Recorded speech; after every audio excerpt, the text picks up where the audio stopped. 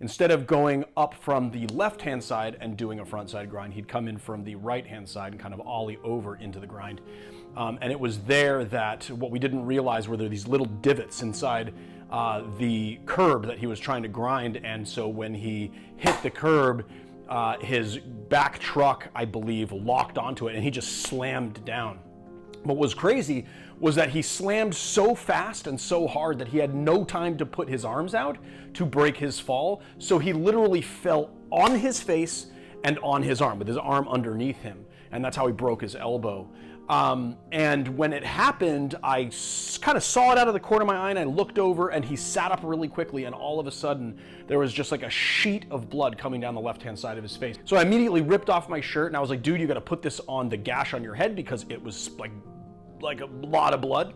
And, you know, he kind of compressed it. And he said, dude, I think I broke my arm. We got to go to the hospital. And at first I was thinking to myself, like, a hospital? Did he really slam that hard? I mean, the head wound was more concerning to me than the arm. But then when I looked at his arm, I saw the bone was sort of poking up and out. Like it didn't break the skin, but you could see the bone just like coming through the skin right here.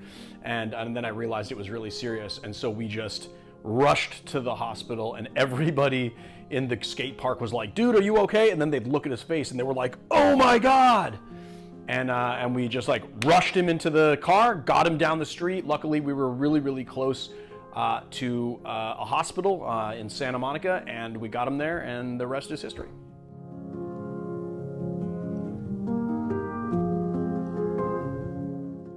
This was the video I never wanted to make about the day I never wanted to revisit, but it's the day my life changed forever, and 2 years later, I'm finally ready to tell the story.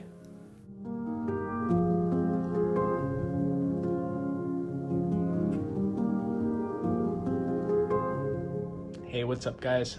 I'm here at Providence St. John's Medical Center, and as you can see, I've broken my elbow. 2 bones completely shattered, dislocated.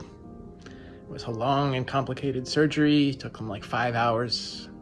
Put everything back together.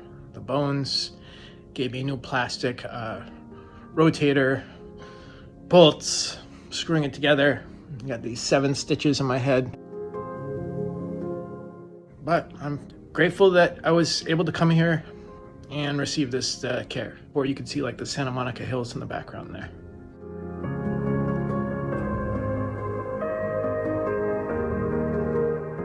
So yeah, I was in the hospital for 3 days, and when I finally got discharged, I took the next flight home back to Boston. Remy and I have been friends since we were little kids.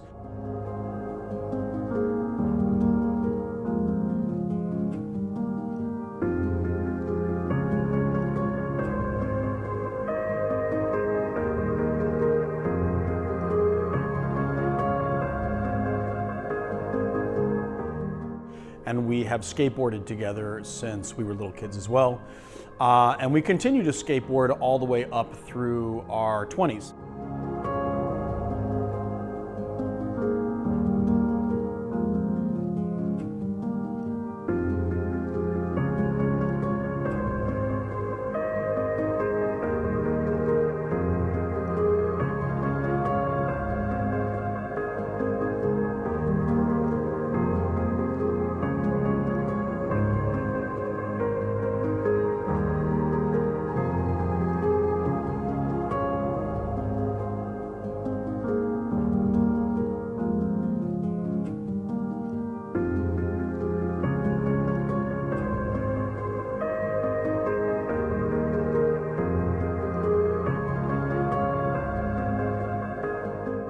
So fast forward to pretty recently, this would have been like last February or so.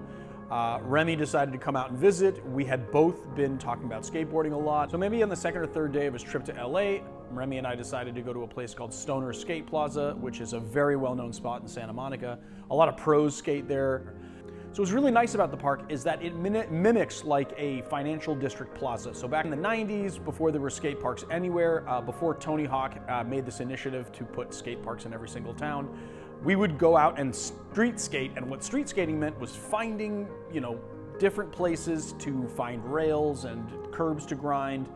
And a lot of the time, the financial district, which had absolutely nobody in it during the weekend because everybody is gone home for the weekend, and like a perfect place to be basically undisturbed to skate. And it has a lot of really cool obstacles usually. And so a lot of modern skate parks are actually plazas that sort of mimic this financial district kind of plaza. And Stoner Skate Plaza is basically a wide open space that has a quarter pipe on one side.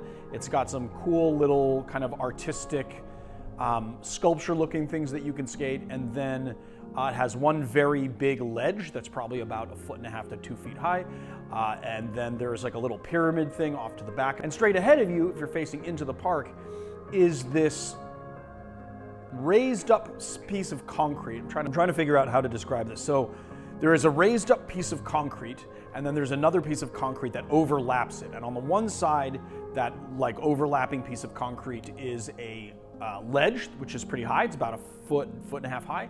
And then on the other side, it's a curb. Now, these things are made up of different kind of pieces of what look like slate. It's like a dark, very slick rock material. I think it's slate. So when all of this went down and Remy had his accident, we were, manualing across this it's kind of like a fun box. So we were manualing across it, and we were kind of practicing on our manuals. And then we did a couple of front side grinds on it. And then Remy wanted to try a backside grind, which is a little bit more challenging because your back is facing the curb and you kind of have to like land on it like that. So what we didn't realize is that there's this seam right in the middle, and the rock kind of goes like this, and there's a divot right in the middle. So Remy ollies up onto it. Instead of landing with momentum on the straight piece of rock that he could have maybe rolled over that divot, his truck goes right inside the divot and it just slams him to the ground. Now at first, I didn't even know what had happened. I thought he just fell down and everything was okay. And then I look over and his head was gushing blood. I mean, like a sheet of blood down his face. So my first thought was to just take off my shirt, push it onto his face, and then after he was holding it to his face with one hand, that he sat down, and we saw that the bones in his elbow didn't look right, and we were absolutely going to the hospital for a broken elbow.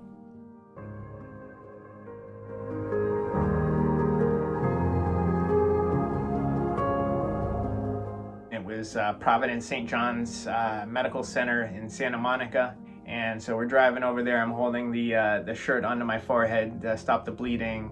And he thinks I'm like, I had a concussion because I keep closing my eyes. I'm just trying to black it out. We arrive at the ER, and a nice guy comes out with a wheelchair for me, and just moving my arm in the slightest bit is the most excruciating pain in the world that I've ever felt before. They took x-rays, and they told me it was like the worst possible way you could break the elbow. 2 bones were completely fractured, and the elbow was dislocated. And when we'd been looking at it after it happened, it looked like one of the bones was kind of poking through the skin, so it was in really bad shape. Also, where I hit my head was like a golf ball size bruise at this point. And so I was scheduled for surgery the next afternoon, so I was gonna have to spend the night in the hospital, pumped up on painkillers. They were giving me a lot of Dilaudid, which, if you know the movie Drugstore Cowboy, is like the strongest opiate that like the guys in the movie are trying to get their hands on. So before the surgery, they read me the riot act about all the things that can go wrong: lose motion in my elbow, loss of limb, death. And I was pretty freaked out because I've never had surgery before, I've never broken a bone, and I've never gone under anesthesia. So the anesthesiologist prepped me for that, and before I know it, I was taking a long nap. The surgery lasted over 5 hours. It was very complicated. They had to replace part of the bone with a new plastic rotator, and they had to attach everything with screws and a plate. Tomorrow morning I'm getting my stitches taken out, and I'm seeing the orthopedic surgeon.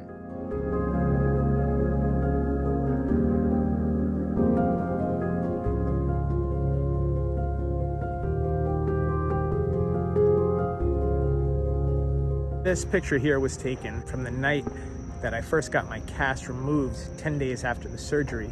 A new cast was affixed to my arm, so by like 7 or 8 o'clock at night, my arm looked like this, and my mom and I were both really worried, so she took me here to Mount Auburn Hospital emergency room, and they cut the cast off, and so they could give it like more breathing room in between. Here are all the staples that were removed from my arm that had been holding the skin together after the incision from the surgery. I also had stitches in my forehead too, 7 stitches in my forehead from hitting my head on the ground when I fell. The next 8 months were not easy. After I got out of the cast, I was in physical or occupational therapy 3 days a week. I didn't film any of it because I was there to get better, and I was grateful for every minute of the therapist's time. I wasn't even sure I wanted to share this painful chapter of my life with the internet. That's part of the reason it took me 2 years to put this out. But there were some happy moments in 2024, which I'm trying to capture here, hanging with friends and family.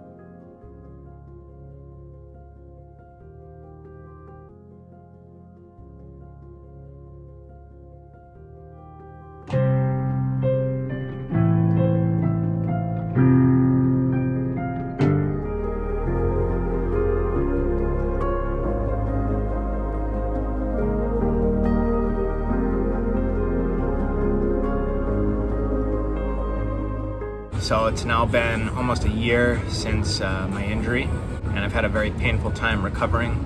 What happened is after I came out of the cast from the surgery, I went into an air cast, and that air cast was very rigid and was pinching against the inside of my arm. You can see like the scarring from it there. That's how hard it was like pushing against my arm, and I didn't even really feel it because I was in so much other pain. I didn't get my arm moving quickly enough, so now it's like frozen at like a 45-degree angle here.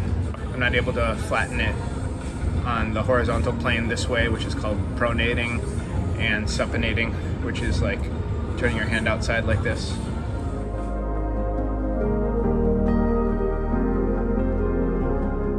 And then with rehab, I had a physical therapist trying to bend my arms, trying to straighten my arm with all of his weight, and it was just extremely painful and not making any progress. And I was in extreme pain. I had all sorts of tendinitis from trying to stretch my arm constantly. I had these 2 devices. One would extend it and flex it, and the other one would pronate and supinate.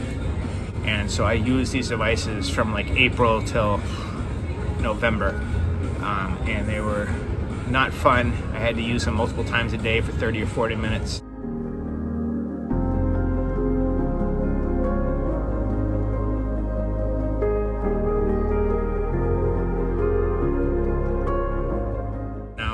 It's hard for me to lift straight up without feeling this pinch right here where the epicondyle ligament is.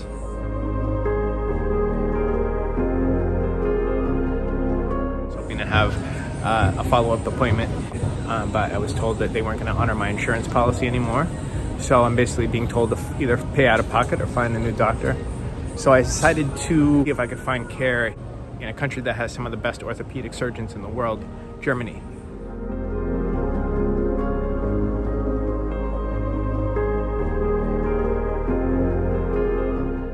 Traveling to Frankfurt and hoping to find an orthopedic surgeon, and I'm going to see firsthand if I can get medical care in Germany by paying out of pocket. I want to see what the costs are to get like a CT scan or x-rays. Maybe they have another suggestion of a surgical procedure that's less invasive and that would have a higher success rate.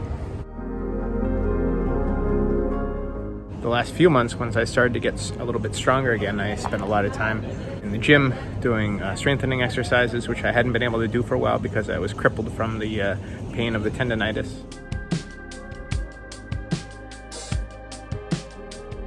This is all footage from the gym after my occupational therapy sessions came to an end when I reached a plateau in my progress by the end of the summer of 2024.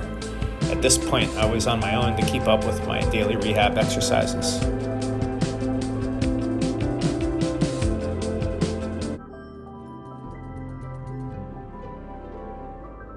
So I've been really getting into yoga. I found that's given me a lot of relief, getting more flexible and building up upper body strength, but it's still very hard for me to lower myself to do push-ups or to do pull-ups. I'll hang at the gym, but it's painful but necessary to keep my arm moving at this point.